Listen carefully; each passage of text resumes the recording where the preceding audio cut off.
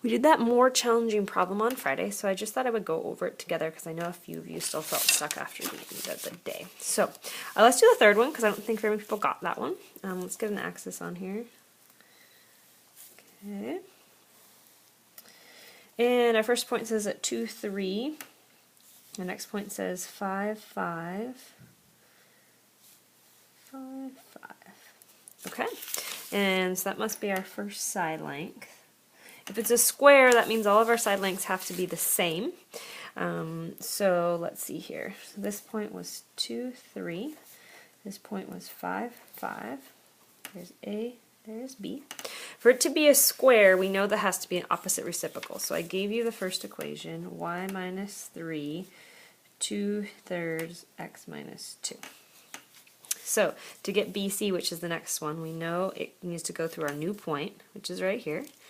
So y minus 5 equals, and if it's perpendicular, it has to be an opposite reciprocal, negative 3/2 x minus 5. So let's try it from that point, which is 5, 5, down 3/2.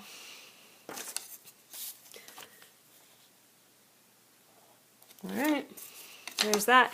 Now we have our new point C.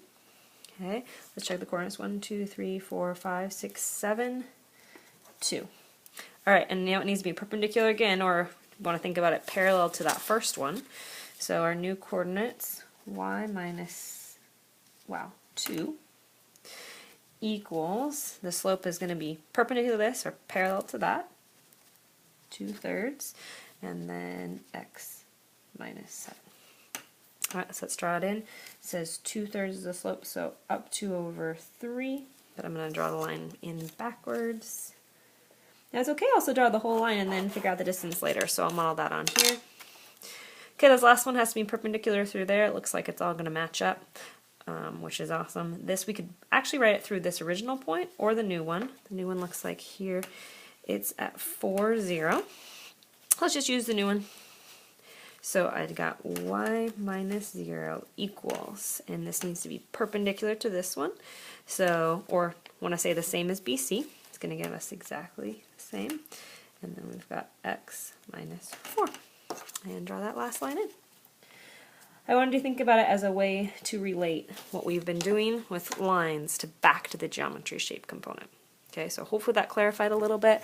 Please ask more questions if you're stuck.